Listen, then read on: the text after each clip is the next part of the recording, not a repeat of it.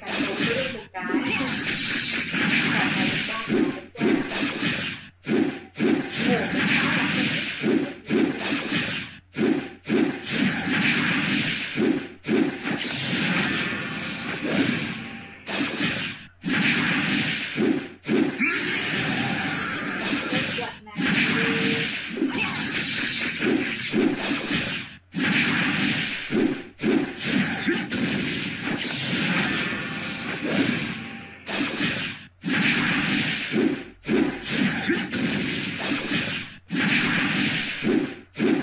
không mấy mạng nữa.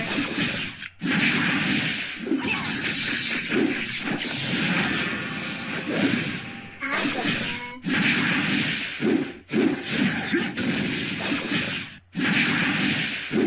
Thật sự là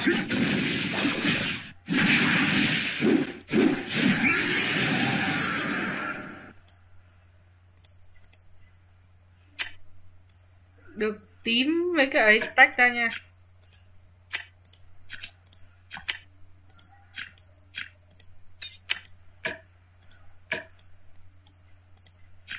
Toàn thay chứ không ấy được. ô có tiếng gì vậy? Tiếng kết thúc đấu giá hay gì mà.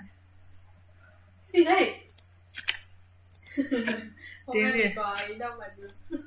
Biết đâu bà kia ấy được.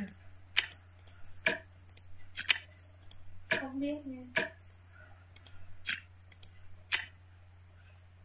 À không, nó tiếng tiếng gì vậy? Không nghe ra được tiếng nào luôn.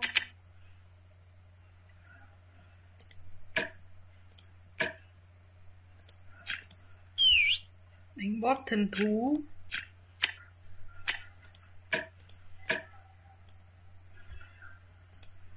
Chưa tú nữa. Nhờ. Giờ là có ai không? Chả biết giờ này có ai không. Quên mất. Triệu hồi tiếp.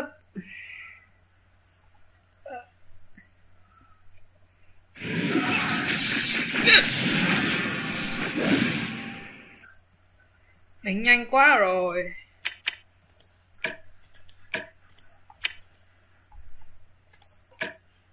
Tủ đây.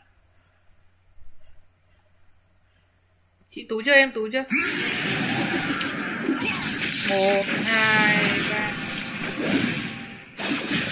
Mấy người? 4. 5 rồi. Nè, 2, 3. Sao mới có 3 trời? 4.